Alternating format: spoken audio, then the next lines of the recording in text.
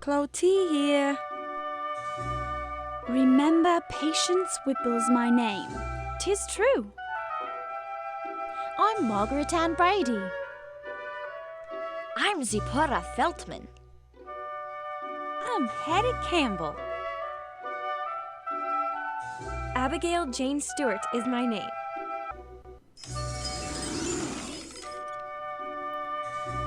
Our next girl we'll be visiting is Let's carry on. Margaret Ann Brady. Age 12, from Whitechapel, London. The year is 1910.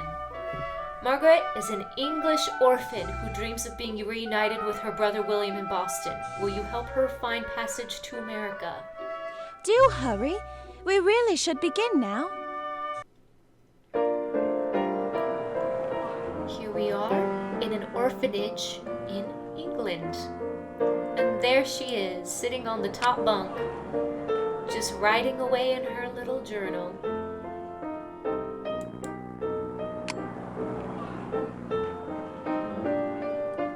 Okay, I'm not gonna lie, that sound effect was kind of funny. I'm sure it was supposed to be the sound of maybe a steam... Yes, that's supposed to be maybe a steamboat in the distance, but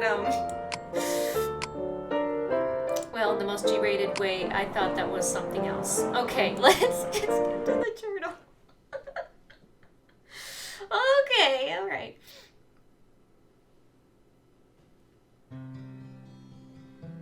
And now she has very pretty music. I'll show you the songs and we're going to listen to her voice lines here.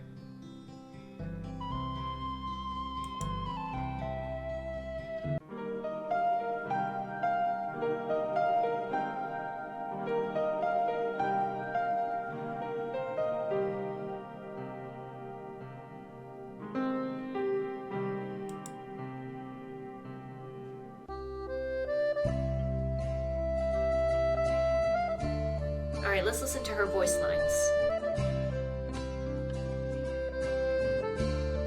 I sometimes wonder where I'll be in another year. Still here in the orphanage? Or perhaps I will have found a way to join William in Boston by then. Life is not so terribly bad here at St. Abernathy's, but I do believe a change would do me a world of good.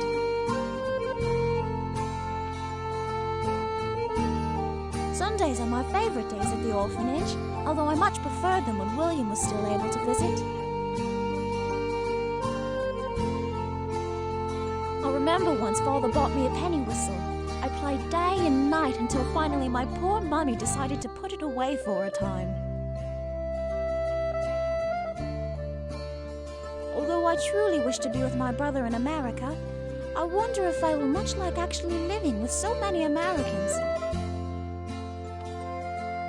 It's sad and strange to think of all the tragic circumstances that have brought this lot of orphan girls here together at St. Abernathy's. We are all truly so fortunate to have been brought in. Saturday nights here are almost always filled with cheery noise, at least that coming from the public house outside my window.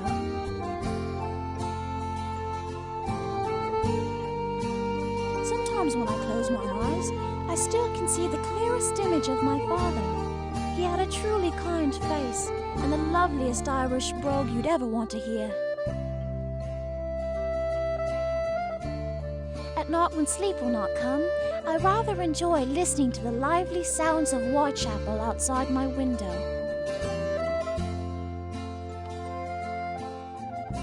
Although we certainly have our amusements here, I do wish the sisters would relent and allow us to keep a puppy or even a kitten. Sister Catherine has been ever so kind to me, even allowing me to stay in the library and read for as long as I want.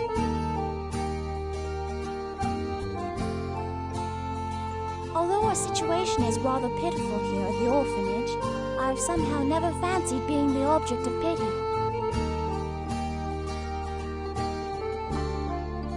Sometimes I dream that my brother bursts into the orphanage waving 2 tickets to Boston aboard a fine first-class ocean liner. How can our dreams be so cruel?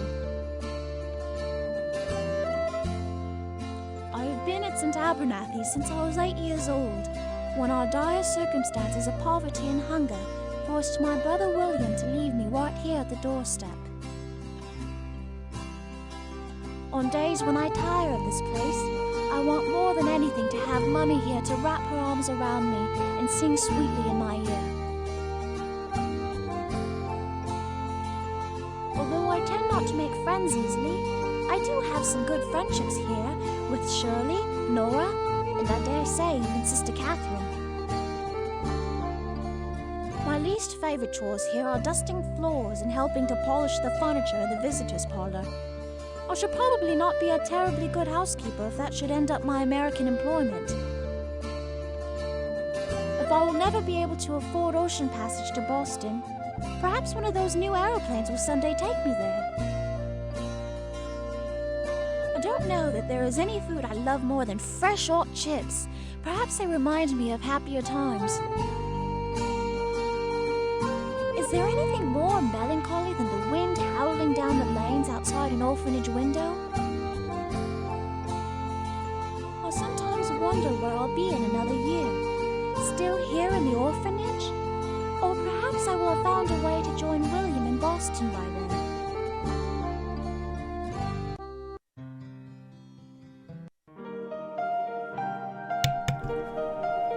This is Margaret's diary. You can become Margaret's first true friend by answering her questions and offering advice.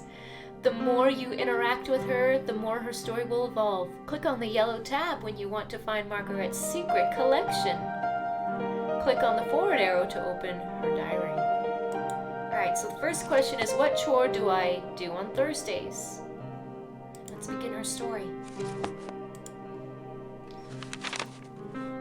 Thursday, December 22nd, 1910. St. Abernathy's Orphanage for Girls, Whitechapel, London, England. Dear William, today as I was doing my chores, which on Thursday means sweeping the floor of the library, I came across this blank book. I hid it under my dress and brought it back to my dormitory. I think I shall use it for writing you letters, more soon. Okay, well, we've just learned that she sweeps the floors in the library on Thursdays. My first collectible is a teacup. That is one of the few things I have left from Mum. It is a true coal pot made in the Shropshire. It belonged to her aunt. I believe it's had this crack since I can remember. Look around my dormitory to see if you can find my chipped cup.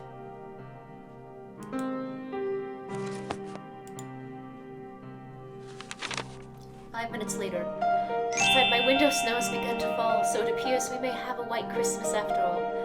Truth is, I could not care less. With Mommy and Papa no longer alive, holidays have lost all meaning. I wish I could stay right here in bed until Christmas is over. Is anyone out there? Oh, yes, I'm here. Where are you from, Kristen? America. Really?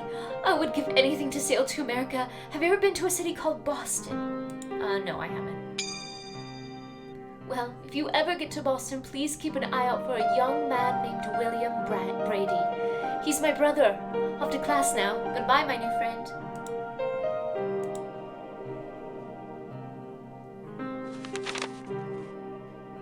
Afternoon. Oh, William, I received your picture postcard dated 24 November, and I've added it to my little collection that I keep locked away under my bed. I'm not sure what it is, but happy Thanksgiving to you, too. Congratulations on your job and new flat. Kristen, do you want to hear more about my picture postcard? Yes, please. He chose a peaceful scene of a river and some trees, with a row of stone buildings in the background. Does the card make you Miss Williams? Is there a note on the back? Is there a note?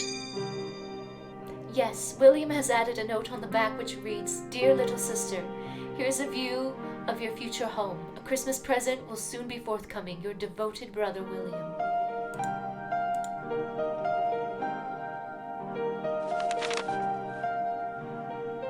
In the evening, still snowing, The cheery sounds of the season have only helped to worsen my mood. Just as dusk was settling in, a group of carolers gathered outside our windows. Sister Mary Georgia... Is that... No, Gregoria? Mary Gregoria. Okay. Sister Mary Gregoria, who's in charge of things here, flung wide the front doors of the orphanage and forced us all to stream out and listen. What a bother.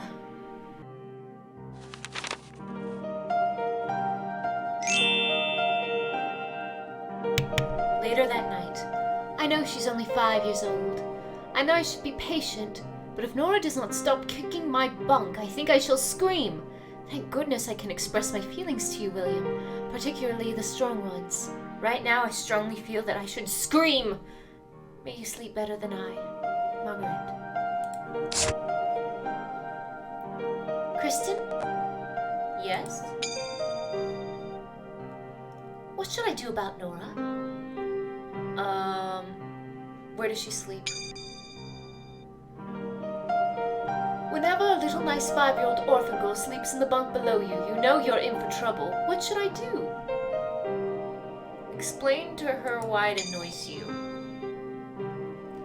It may be difficult reasoning to a small child, but I shall try it. Good night.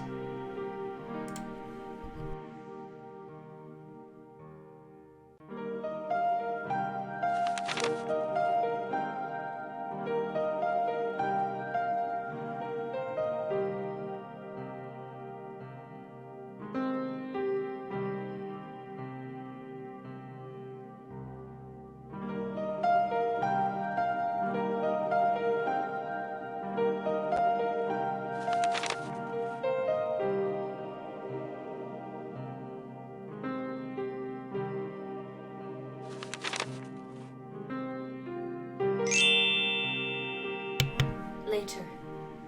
I've got good news and bad news. The good news is that I received your letter today. Took only 3 weeks to get here from Boston. The bad news? Sister Mary Gregoria is forcing us to go Christmas caroling this evening. To answer your question, of course I will be on the lookout for your Christmas present.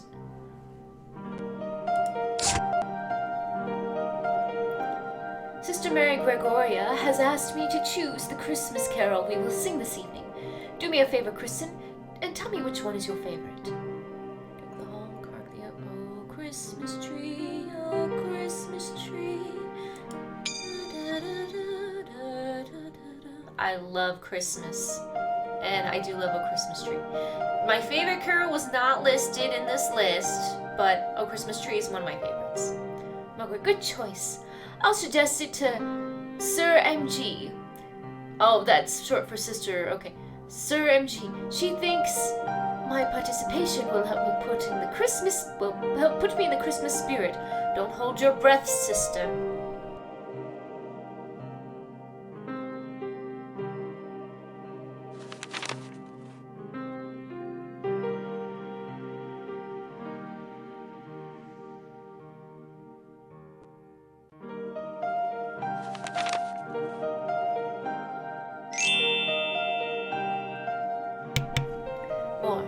Surprising thing about caroling, William. I genuinely had fun. Just being out in the snow was wonderful. Standing there in the growing dark, wrapped in Father's warm old winter coat, I felt a moment of pure pleasure, as if all of my senses were taking in the details with the most refined precision. Do you want to play a game I learned in composition class? You pick one of 5 senses, and I'll describe my caroling experience using that sense. Okay, what did it taste like? What did it feel like? What did it look like? What did it smell like? The only thing I could smell was the roasted chestnuts from old Harold Malloy's cot down the road. I wish I had a few in my pocket to eat now, so warm and sweet they would taste. I want to check on our questions. What collection do I keep in my... Okay, we don't know this still. You know what we haven't done yet? I'm so silly. We haven't looked at her character information, did we? I don't think we did. I'm so sorry. I don't... Let me take a... I really doubt we did. So I'm going to read this. Yeah, I really don't think we did. Okay. I can't stand nicknames. But sometimes Sister Catherine calls me Saucy Girl, age 12. Birthday October 11th, 1899. Born Wapping in London, England. Lives in St. Abernathy's Orphanage for Girls in Whitechapel, a section of London, for the past 5 years. Distinctive personality traits. I have a mischievous love of teasing and mimicking others, in a subtle way, of course. I confess I often speak impulsively and have a tendency to misbehave. In truth, I usually keep my deepest feelings to myself. I guess I have an ambitious urge to better myself. Favorite people. My older brother William, who's 15, Sister Catherine, who oversees the library at the orphanage, Nora, the youngest child at the orphanage. Family tree.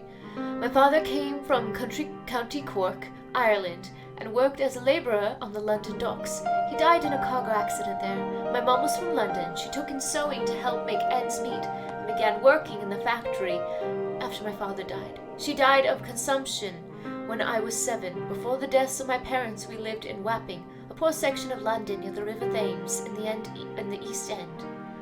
Loves all animals, especially cats. Books, fresh hot chips, which are French fries, mutton, being musically inclined. I love music of all kinds, especially ragtime. I really dislike having to wear anything pink, vulgar behavior, and silly fancy hats. My favorite place in the world? The orphanage library. With its cluttered books-filled coziness, it's one place that feels like home to me. Since there's no privacy in the library, I'm forced to write on my bed in the dormitory. My chores and skills are helping in the orphanage library, being well-read in poetry and literature, speaking with a Cockney accent, and knitting. Special memories. My brother visiting me every Sunday at the orphanage before he left for America. Someday hopes to go back to America to join my brother William in Boston. East London, where I lived, you can see the window near my bed. Notice the ships in the background. The street lamp on the corner is illuminated with gas. This is the first postcard I received from William before he left. It shows a public house on the corner of my street. Some nights the sounds of laughter and song from here float up through my window and remind me of Father. The docks at Wapping, where I used to live. This old drawing fell loose from a book in the library, and Sister Catherine let me keep it. This is where Father worked. Another postcard. William jokes that someday I may travel aboard one of these luxury cruise ships to join him in America. I should be surprised if I ever get to see one of these ships, let alone travel aboard her. Parliament Building on the Thames. This is where they decided all the laws for England. I saw this building once when my sisters took us on an excursion. This is a clock tower at St. James Palace. Henry VIII had this palace built, but I'm not sure why. There's a lovely park there now. Okay, we can return back to her journal.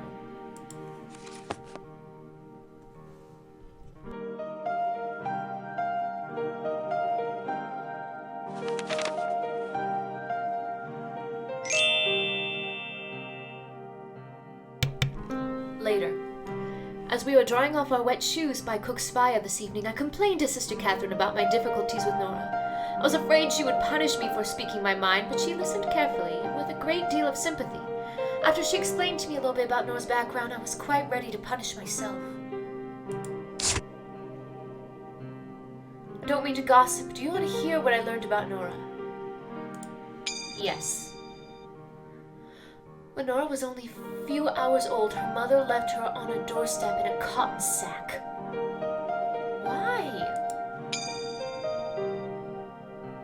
Nora was her seventh child, and she simply could not afford to feed another baby. She was discovered by a pub keeper who brought her here to the orphanage. Her mother was put in jail, and her 6 children were placed in separate orphanages around London. That's terrible.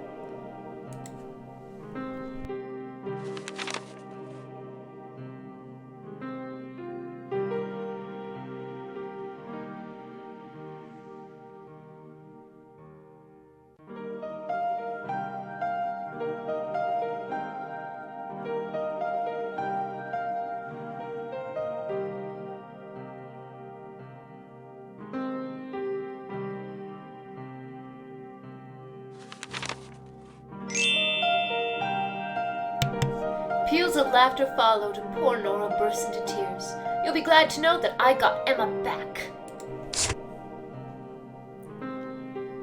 Want to hear how I got Emma Peasley back for teasing Nora? Yes. I said out loud, as calmly as I could manage, "At least Nora isn't an addle-brained crow whose constant screeching would soon drive a person mad." Ooh, what happened next? She did not like that one bit. Her long, thin face became very dark, and she pierced me with a look that seemed to come from the depths of Hades. She said nothing more the rest of the meal. How's Nora doing? I cannot cease from thinking about the incident. Nora is fine, but I'm upset that Emma can provoke me so. But lowering oneself to hurling insults is most unbecoming of a young lady. This I know. I should have outgrown such childish behavior. You consider yourself a child? I am 12. How old are you? I'm 6. Younger than I, but I hope wiser.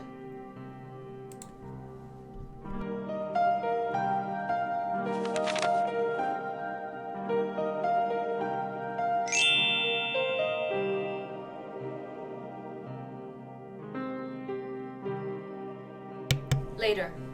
Emma Peasley is like having a terrible prickly burr stuck and stinging under one's clothing.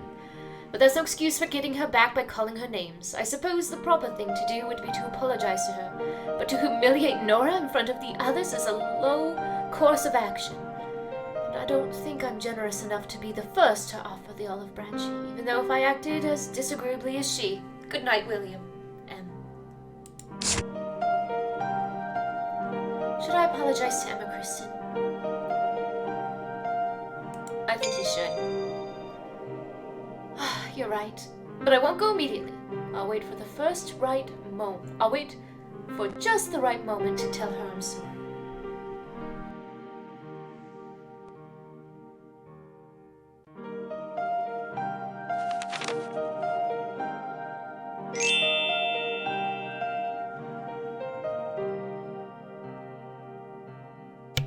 Saturday, December 24th, Christmas Eve. Dear William, as we are expecting visitors, there are many chores to be done today, mostly dusting floors and helping to polish the furniture in the visitors' parlor. I dislike such work and should probably not be such a good housekeeper if that should end up being my American employment. While cleaning Sister Mary Eugenia's office, guess what I saw, Kristen? A ticket to America? No, I saw the most remarkable device. You put a sort of tube to your ear and speak into the other sort of tube, and your voice can be heard by someone not even in the same room. Have you ever heard of such a thing? Oh, yes, I have. Sister E called it a telephone.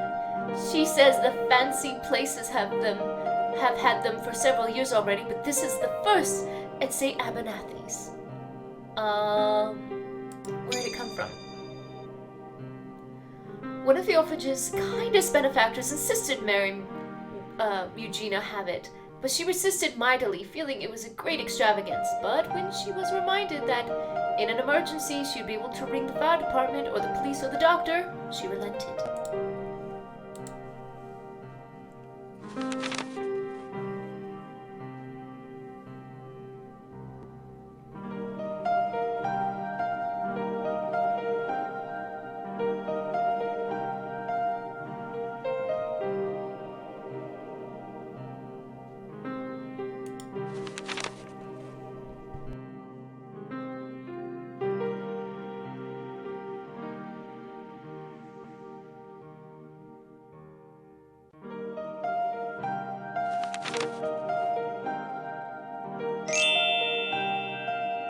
Even later in the morning, dreadful news. Emma has told Sister Mary Gregoria that I treated her so unkindly. Yesterday at the tea, that she had been unable to eat anything since. Now the sisters are hovering around her as if she were at death's door, giving her all kinds of special attention. I'm sorely outraged. Now Emma lies in her bunk, doubled up and moaning in the most unpleasant way, saying it's all my fault.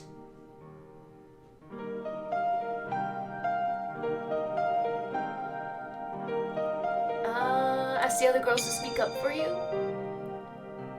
I shall do that immediately. I only hope the other girls will listen to me.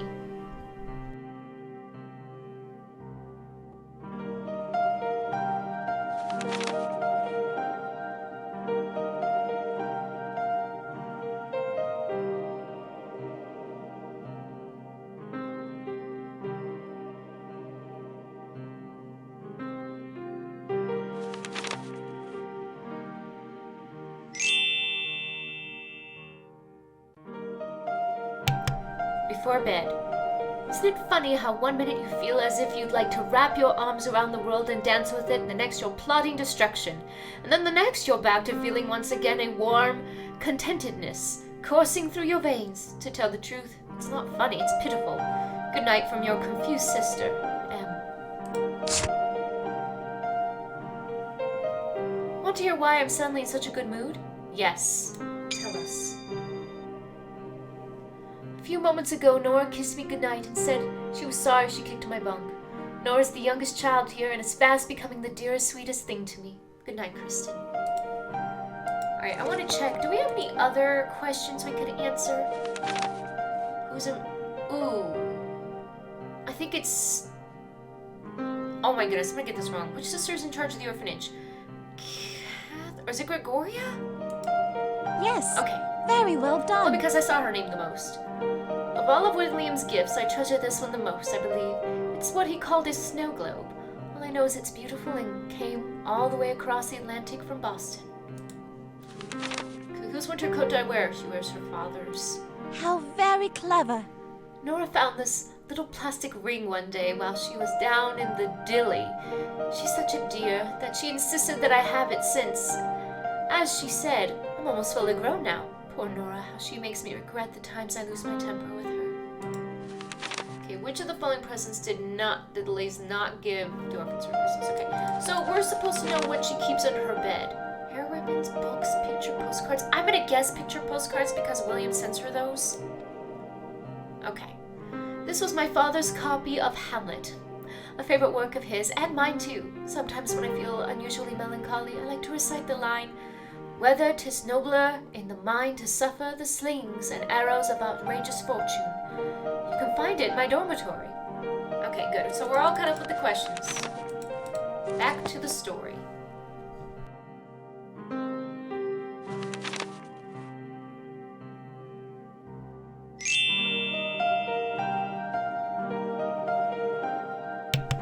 P.S. I almost forgot to tell you the most important news. Just before we filed into the great hall to light the candles on the Christmas tree, Sister Catherine told me that I should be expecting a Christmas surprise under the tree. It came by post, she explained, from across the ocean. Her face was full of pleasure in telling me this, and she saw that I quickly understood her meaning. Your Christmas present has finally arrived from America. Kristen, I am sorely tempted to sneak downstairs to see what William has got for me. Do you think I should? No, wait till tomorrow. Bad advice, I'm going anyway. Oh, then why did you ask?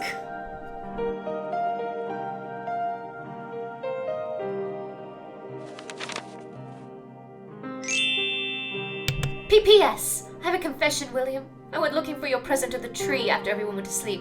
I could not find it anywhere. It was so dark. Serves me right for being so impatient. Happy Christmas, my dear brother.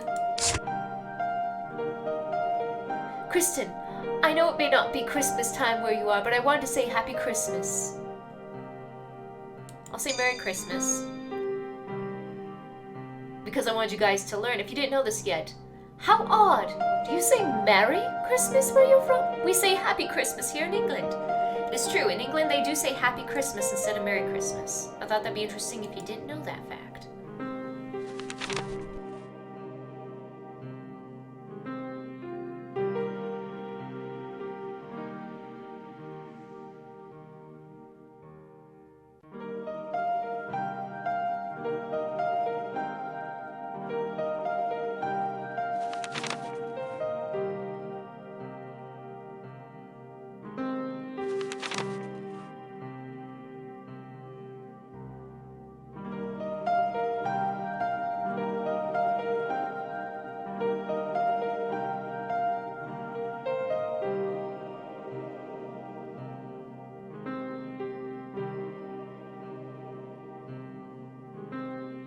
I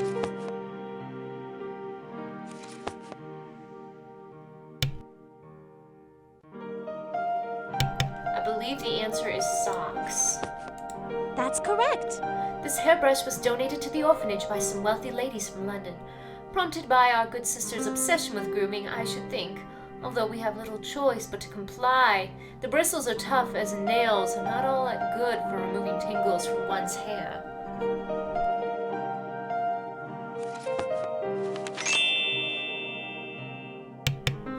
Okay, so Margaret was saying that all the gifts were distributed, but she did not see her brothers. She's thinking maybe Catherine will give it to her later when everyone's in bed. Kristen, do you want to hear more about my gifts? They're very special. Yes, please.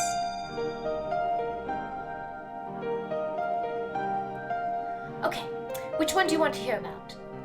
The fuzzy jumper. It was knitted by one of the ladies. I'll wear it on the days that are too warm for a coat and too cool for a simple blouse. What color is it? It's a gray blue, to match my eyes according to the note on the wrapping, which I thought was so kind.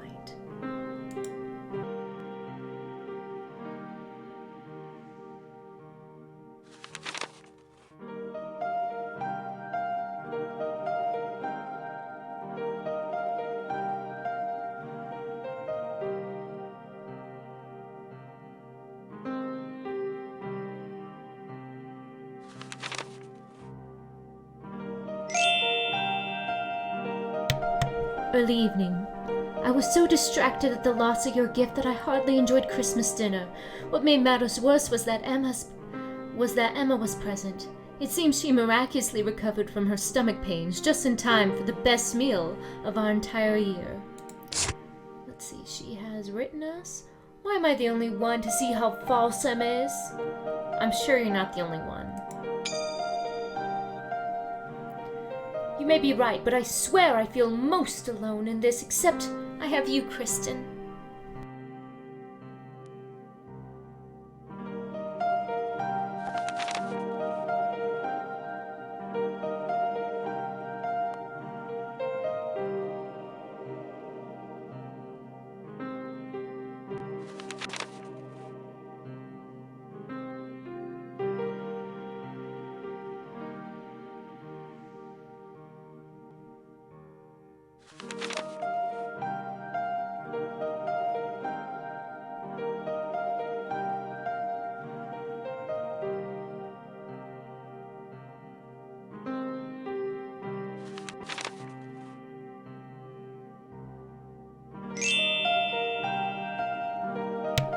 During a break in classes, if you want something very badly, I believe you must keep a private hope for it in your heart, like a flame, and I never let it burn out. Sometimes this is how things come magically to be. So in my heart is the flame of hope, both for the package and for my future life in America. I must stay calm and confident in my belief that both these desires shall be fulfilled. In our history lesson this afternoon, Sister Frances had us sing Good King Wenceslas. It is considered a Boxing Day song because it mentions the feast of Stephen. Who is Saint Stephen? Stephen was a deacon in the early Christian church. He looked after widows and the poor, performing many miracles before he was stoned to death for his religious beliefs.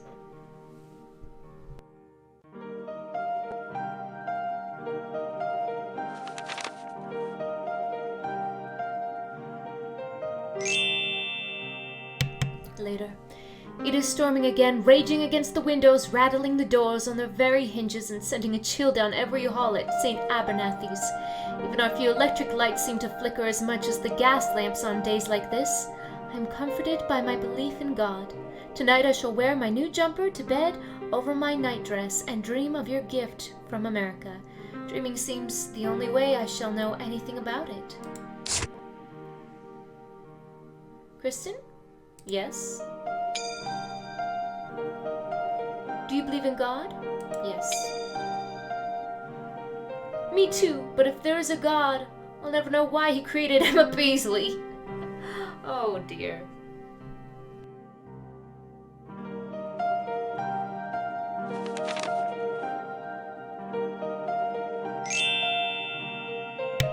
bitter still. There is something very wrong with Emma Peasley, and I do not mean she is ill, at least not in body. I mean to say she is strange, dark and strange and spooky somehow. So much that now when her black eyes settle on me, I feel as if an insect were crawling upon my skin. Kristen, guess why Emma's looking at me the way? I think she's been reading my letters to William. How do you know? I caught her snooping around my stuff. What do you think I should do? Hide the letters. There is no good hiding places. I really don't think I can prevent her from finding this book. Let me think on it some more. Can you think of a good code name for Evil Emma? That way, if she reads my letters, she won't know I'm talking about her. E, pen mark, P brain, bird brain. P brain. Ha! How accurate you are. Bye for now.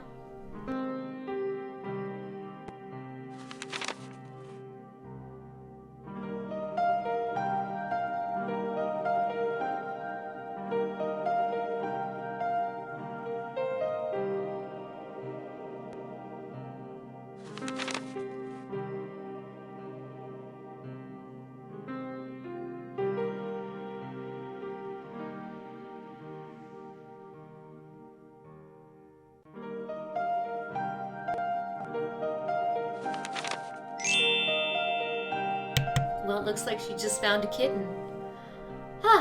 Orphanage steps I well understood. I scooped him up, tucked him into my coat, and slipped back inside. Kristen, help! My little orphan kitten won't stop crying. What should I do? Put it back outside. No. Find it a friend, give it some water, give it some milk. What a good idea. I'll get some right now. Must go.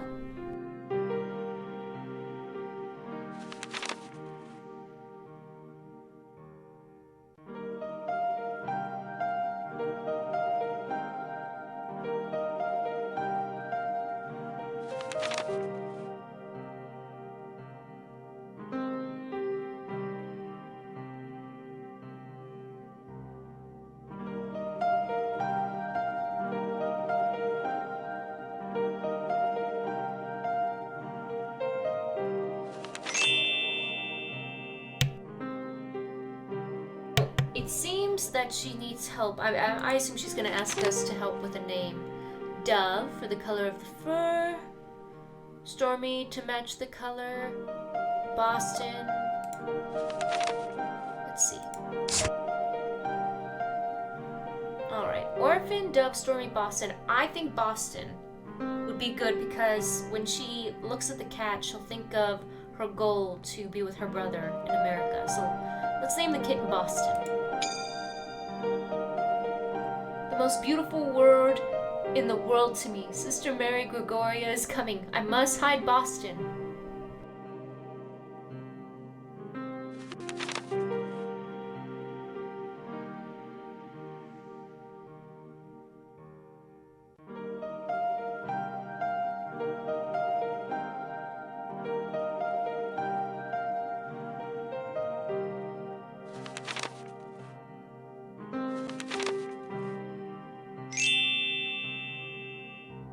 One more thing.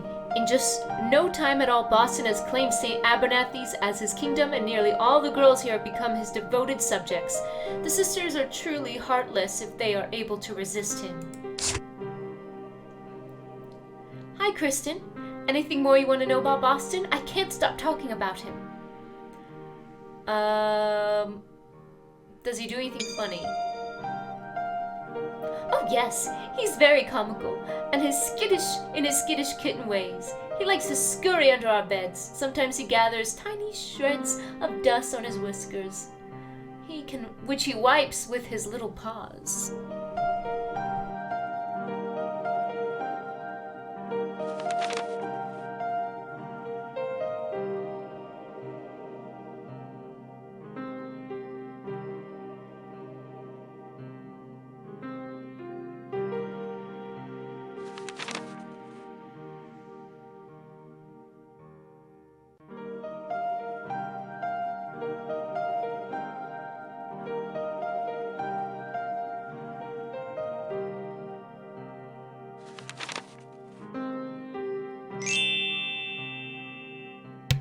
"But he's so tiny," I cried.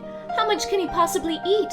Whereupon one of the grouchiest sisters here, though I shall not mention her name, pointed out that he will grow, and, she said, rapidly too, what with all the scraps he is being fed by all of you girls.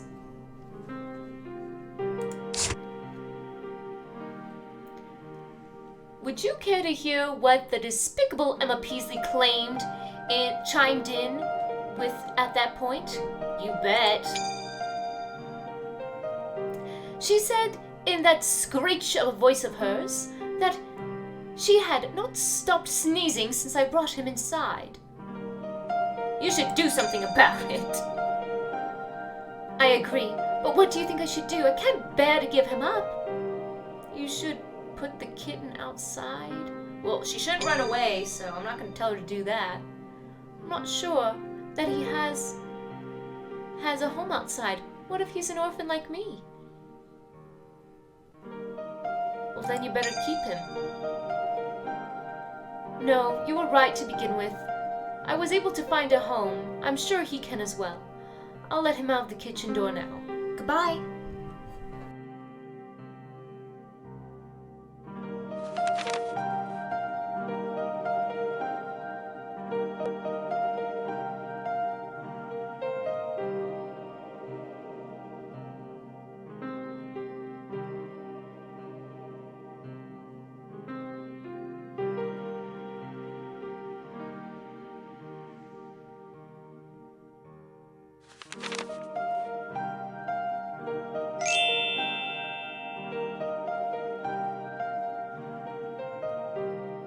After bedtime, incredible news! I can hardly believe it, but oh joy, my kitten has been spared.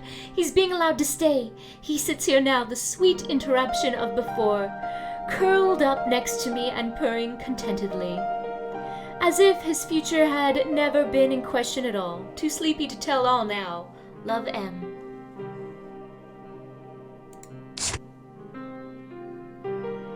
Want to hear what happened? Absolutely. Would love to tell you, but I can barely keep my eyes open. Then why did you ask?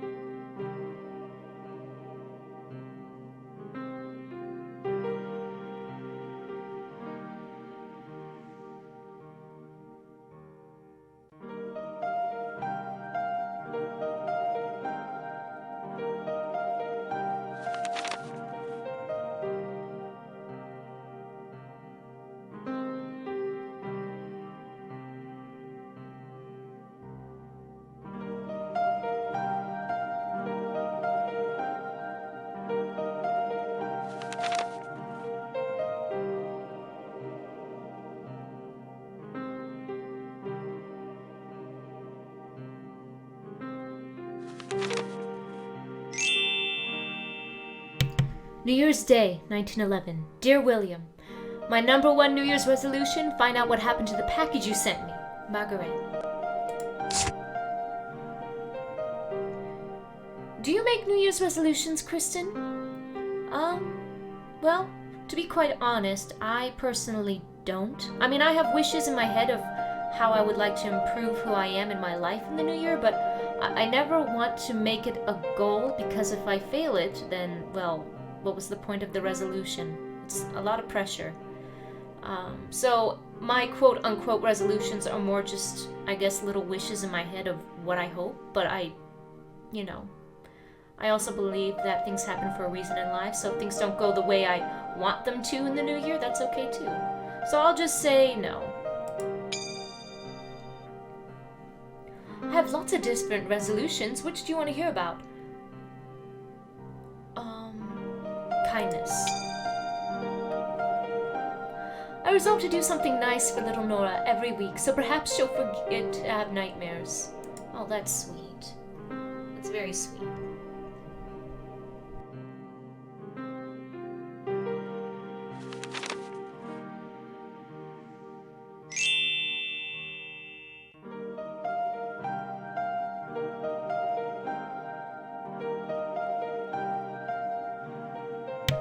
evening just before tea. I should be feeling optimistic and hopeful for the new year, as I was last night, but I confess I awoke in a mood of melancholy and have not been able to shake it. I miss them all so much today, Mummy and Father, in a deep and sad way. I don't think I'll ever feel happy again. Kristen, I have never felt so sad in all my life. Please tell me what you think may cheer me up. Play with the kitten. Play with the kitten. That's a good idea. I'll try it.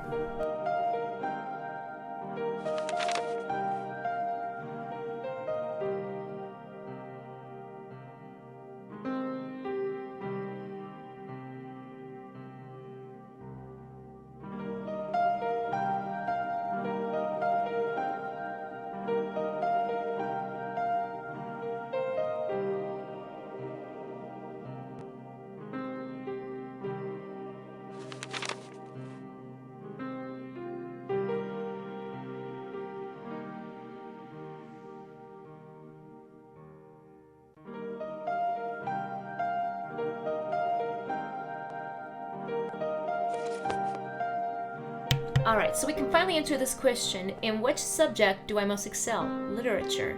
Yes, indeed.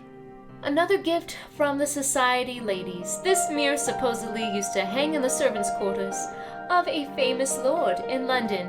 When they first placed it in our room, my first comment was, "Mirror, mirror on the wall, being an orphan's not fair at all." The sisters were not amused. Okay, what will be the next one? What was William's? Oh, we don't know. We can't see. Spoilers. Spoilers. Can't look at that.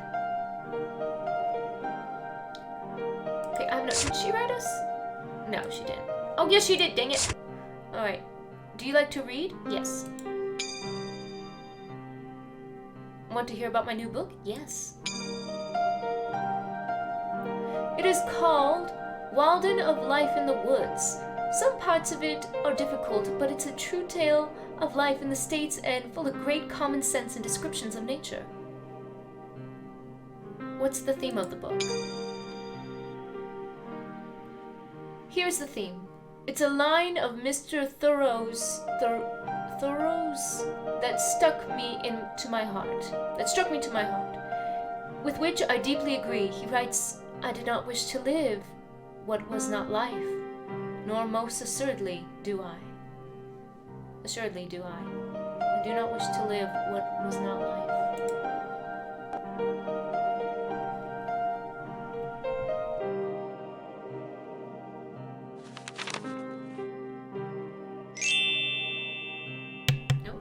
A book that she thought I would rather enjoy borrowing, seeing as how my brother is in the state of Massachusetts now.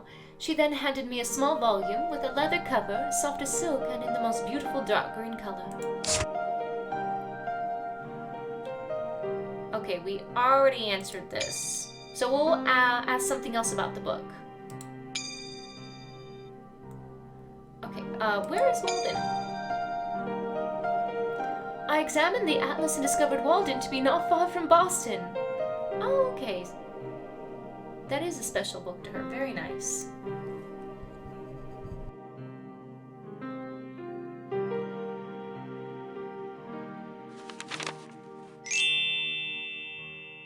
After reading your letter, William, I received your New Year's letter dated 18 December. I am speechless. My heart is broken in half. Uh-oh. Kristen, may I please tell you what I learned from William's letter? Sure. William's Christmas present was a ticket for passage on a ship to America. Oh my goodness, that's horrible. Can you get a new ticket? William has said he spent everything he had on that ticket. To think I was so close to sailing to America. How very clever. This china cat was Mummy's also. She called it her one piece of finery that every house should have.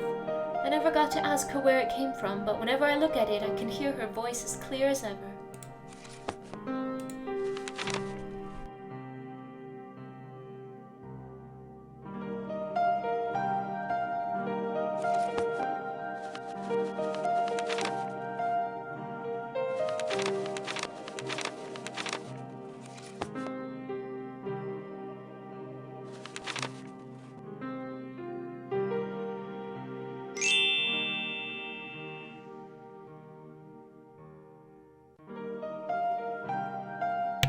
after history lessons. Let me change the subject of these letters, William. I'm not in the mood to continue in this mode of complaint. Something else that happened today? Sister Judith asked each of us to tell an event that we should have liked to have been alive to witness. I chose something more interesting than any of the other girls. This is the sad thing about so many of the girls here. They have no imagination. I'm complaining again.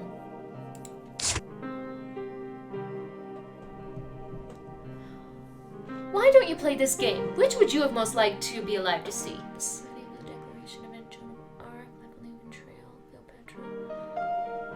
of The signing of the Declaration of Independence. Absolutely. Not me. Want to hear what I'd like to see? Yes, go ahead. The Great Exhibition here in London, a half a century ago, celebrating all the wonders of the Industrial Revolution. I would have loved to have walked just once through the Crystal Palace, a beautiful place made only of steel and glass, and unimaginably huge, 3 times larger than St. Paul's Cathedral, I read.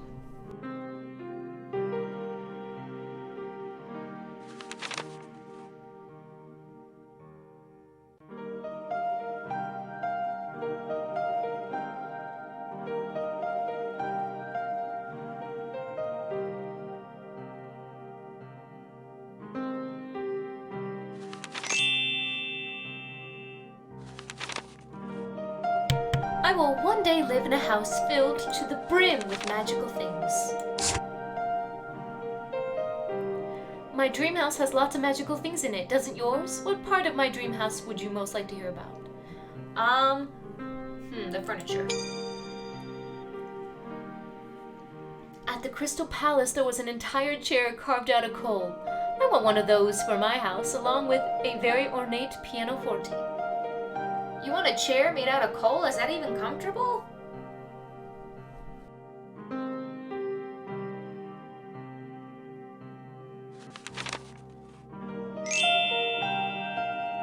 Thursday, January 3rd. Dear William, a black, black day in London. The wages of sin are surely a terrible ending.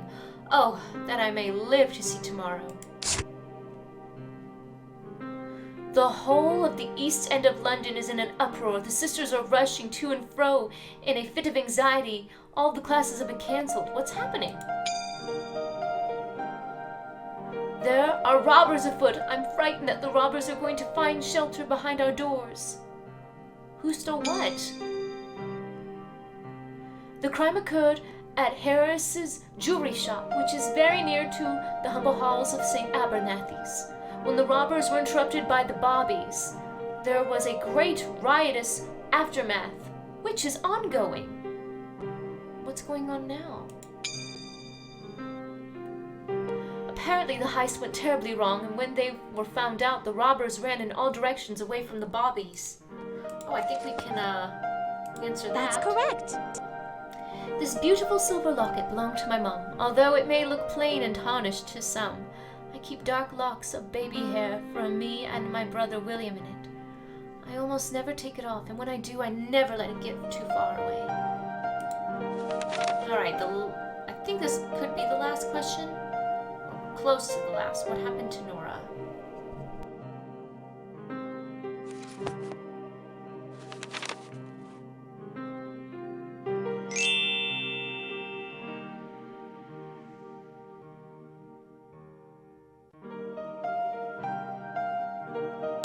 Terrible moment. There's a riot in London. The sounds are terrible. Gunfire and wild shouts from what seems every direction. From my window I can see that the fire has erupted in a Sydney Street house, caused by the robbers and bobbies. Although I was excited at first by the outburst, I finally become afraid. Very afraid. Kristen, I don't want to tell William this, but I think the orphanage is in danger of burning down. But don't worry. I cannot deny that I'm worried for our safety. We see the flames from our windows, their fiery shadows raging against the surrounding buildings. It is an awesome but frightening sight. Well, what are the sisters doing about it? The sisters told us in quivering voices that even a few sparks landing on our roof could burn our home to the ground. So, at Sister Mary Eugenia's direction, we all got down on our knees and prayed mightily.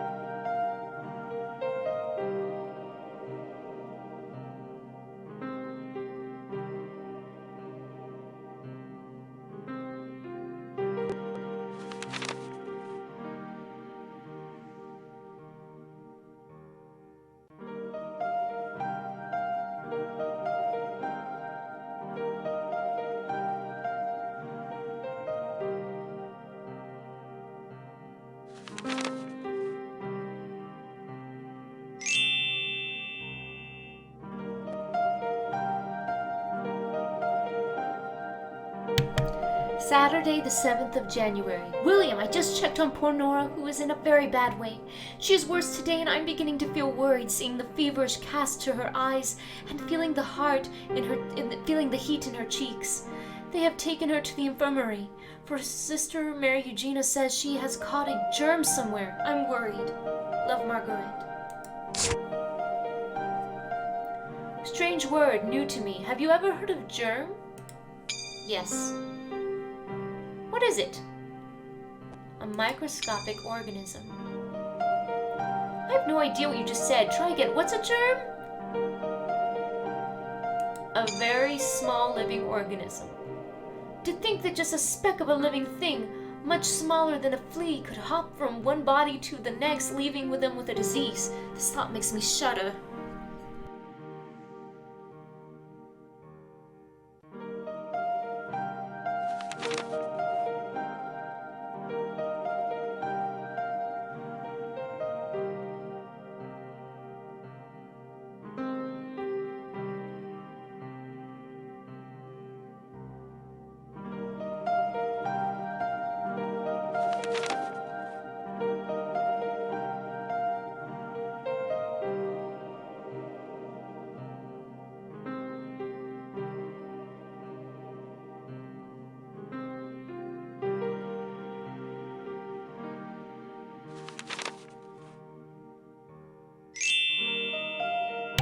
Insight. Let's face it, Emma's disturbed. Some strange inner demon must drive her to be hateful, though it is not something I am able to understand at all. But despite her behavior, her threats, she shall not get the better of me and cause me to fear her. No, she shall not. My parents used to comfort me whenever I was frightened. To whom do you turn, Kristen? Why isn't Jesus listed here? Well, my mother. Me too, at least when my mother was alive. She liked to remind us that fear is a likely condition when one understands not. So we must try always to understand.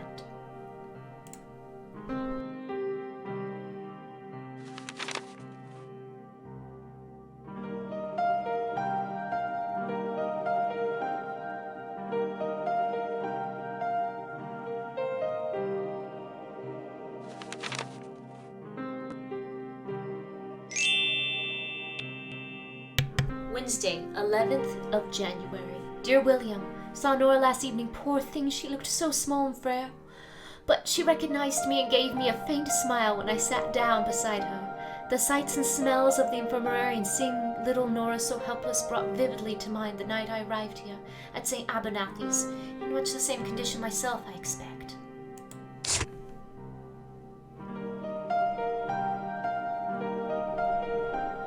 Are you concerned about Nora too? Yes, I am.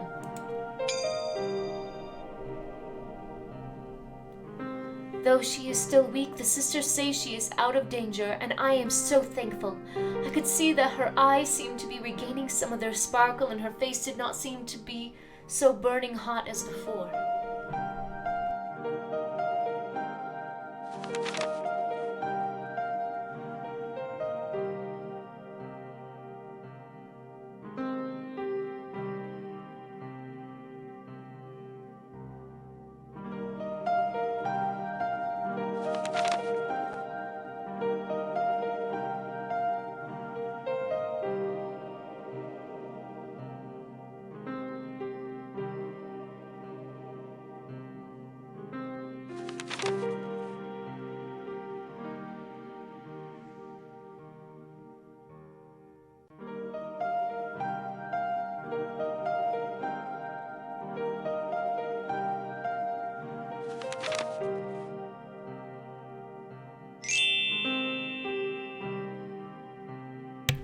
Sunday, 15th of January. Dear William, it has been bitter cold these last few weeks, but today the sun is shining and it is tolerable outdoors, so the sisters have decided to take groups of us out for small excursions. Shirley and I are tempted to stay behind and investigate the mystery of the stolen package. Ooh, some sleuthing. Kristen, what would you do if you were Shirley and I? Investigate. If someone stole a boat ticket, that's serious. We just found out that if we stay, we have to do our chores. So be it.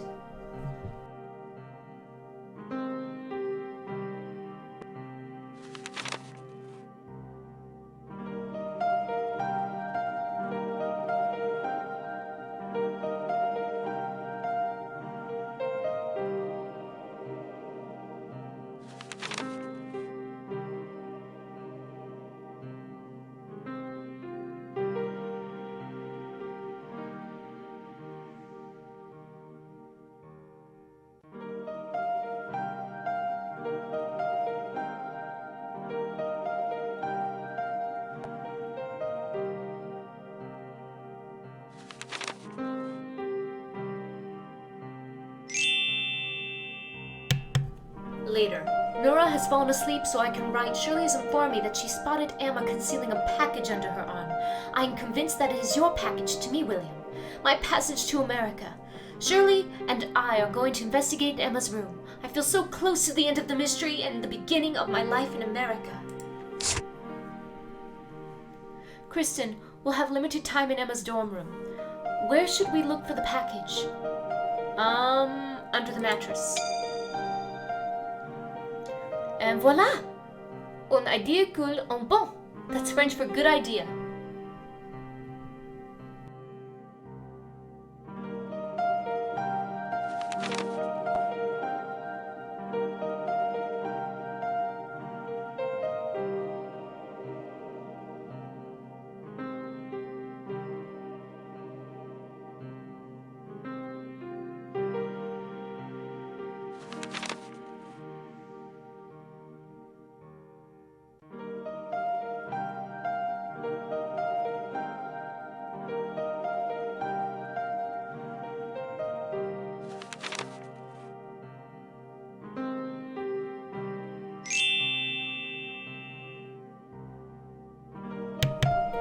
On a day like this, I would like to have Mummy here to wrap her arms about me and sing sweetly in my ear.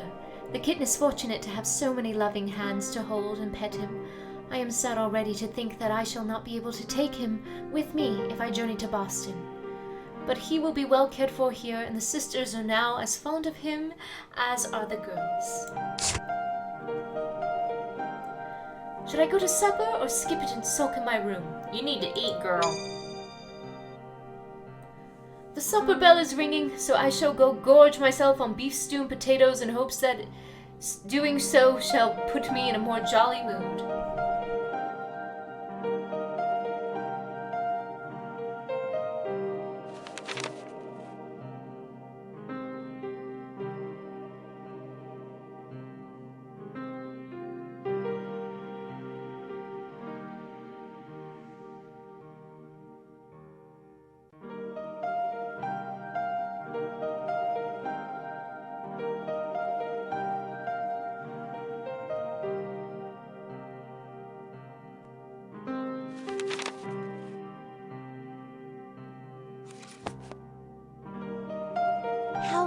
Clever. Last Christmas, a benevolent society presented gifts to all the girls in the orphanage. Sister Catherine set this hair bow aside for me. She knows I have a preference for two-tailed bows, such as this, if I must tie up my hair at all. What way is my cat like a pea plant? I don't think we've seen this question yet, so... Did she write? No, okay.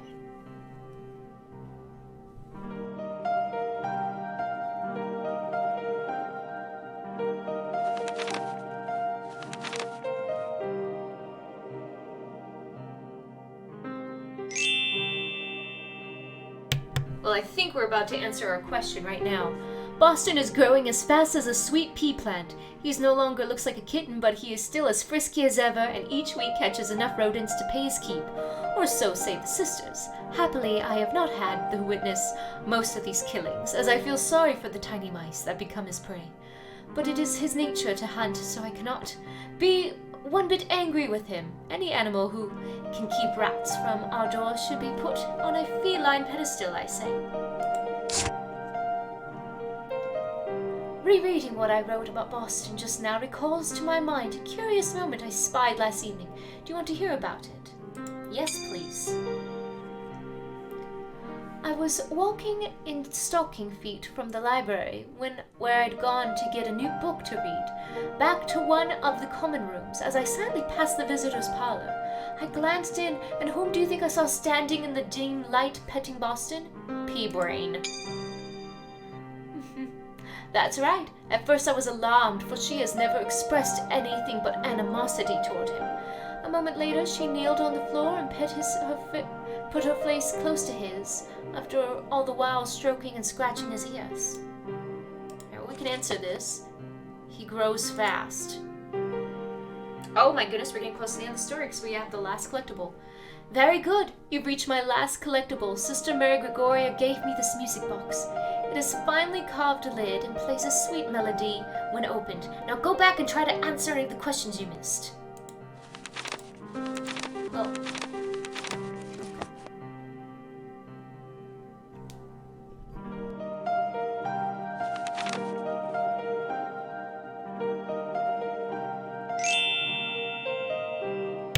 Wednesday, 24th of January. Dear William, part of Shirley's mind was in favor of me agreeing to you-know-who's offer to show me what she is hiding. I would learn the truth and report back to Shirley, so that we might determine what to do. But on the other side of things, she thought it might be better to discover for ourselves what you-know-who had, so I should not have to be under her power.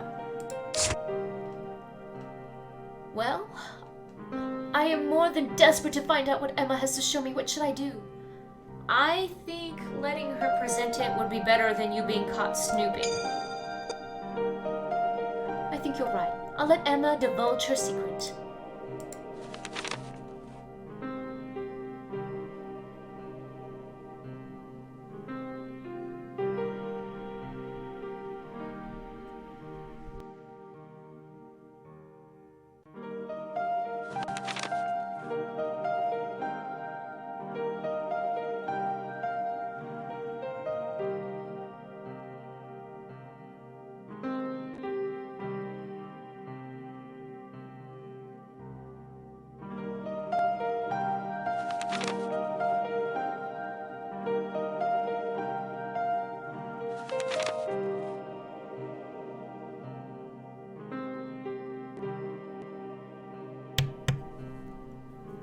The sad end of this escapade.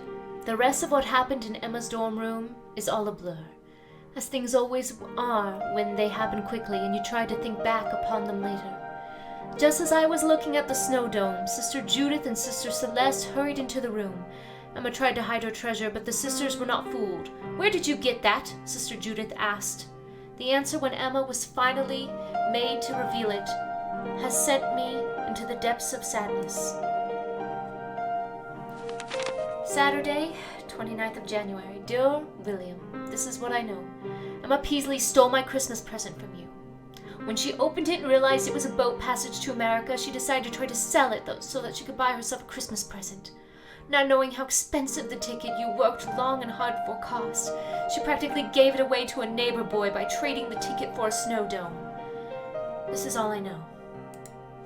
The ticket is forever lost, and all my chances for joining you in America. I am terribly sorry that your hard-earned money has been wasted, so you can imagine my utter sadness. Your loving sister, Margaret.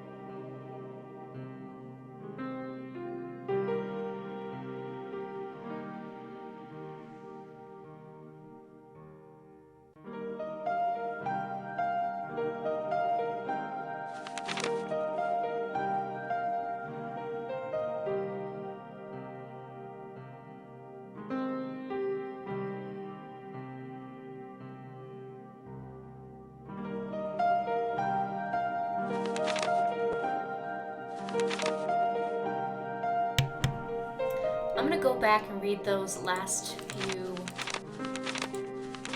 because this is the final entry of her journal, so let's read it. Sunday, 24th of March. Dear William, it is a lovely day, full of sunshine, and I feel promise. As it is truly spring, I slipped into the visitor's parlor this afternoon, for it is warm and sunny there, and it is a hush that is peaceful when the room is empty once inside. I shut the door as I wanted to just sit undisturbed for a moment to reflect upon all that has happened to me. But when I turned into the room, I was surprised to find Emma sitting there herself. She had been so still I'd not even noticed her, and then I saw that in her lap was the cat curled up as fast asleep. I crossed the room and sat down beside her on the couch, and we looked at each other, almost shyly. It seemed I curved my mouth into a gentle smile that I hoped she would understand was an act of forgiveness. "Hello," I said. I put my hand on the cat's back and stroked. His muscles rippled under my hand, and he arched his back without even opening his eyes. His purring was so loud, it was as if he had a large engine right inside his chest. "He's so soft," Emma said in a small voice. "Pet him some more," I replied. "He likes you very much." "Do you really think so?" Emma looked up at me with a hopeful expression, something I had never seen on her face ever before. That moment. And from that moment on, I knew I had made a friend of someone who previously was my enemy. Love your sister, Margaret. Epilogue. Margaret finally realized her dream of coming to America, but she made her passage aboard the doomed RMS Titanic. Margaret was one of the lucky ones to survive the disaster. She was joyously reunited with her brother and maintained correspondence with Sister Catherine until the nun's death in the early 1960s. Margaret graduated high school and went to Wesley College. When her brother was wounded in the trenches during World War I, she dropped out of college to care for him full-time. Margaret married in 1923 and devoted the rest of her life to her husband and children. Remembering her youth as an orphan, she spent much of her time in volunteer work in aid of disadvantaged children. I hope you guys enjoyed the story of Margaret. It's a very cute and touching story. It's a very heartfelt story too. You could really feel her loneliness and her pain of not being with her brother. But I'm very glad that even though she was on the Titanic, she made it off and she got married and had children.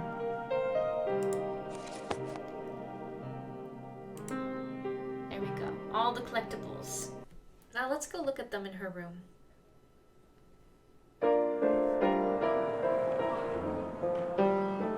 Yeah, they are the cup, the ribbon, the book. There's the cat, there's the mirror. Little pieces of it are all over the place.